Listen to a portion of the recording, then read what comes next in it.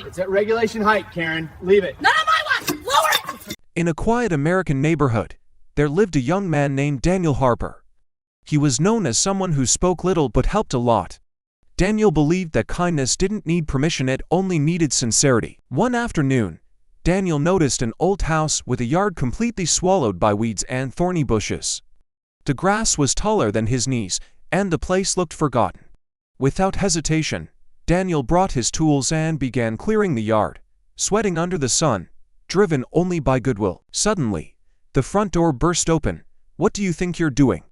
A woman named Margaret Wilson stormed outside, her voice shaking with anger.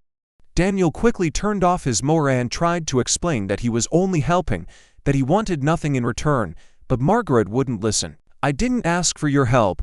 Get out of my yard," she screamed. Her words cut deeper than any blade.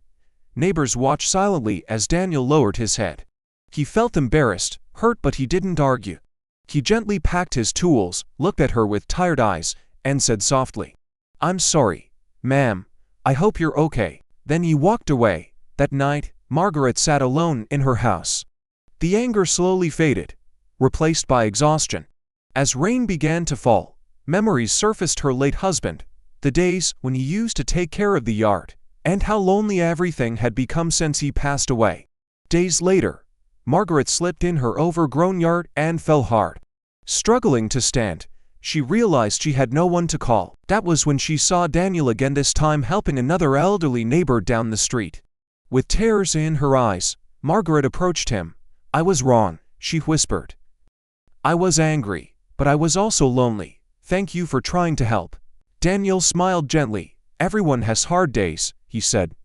"Kindness doesn't disappear, it just waits." Together, they returned to her yard. This time, Margaret didn't scream.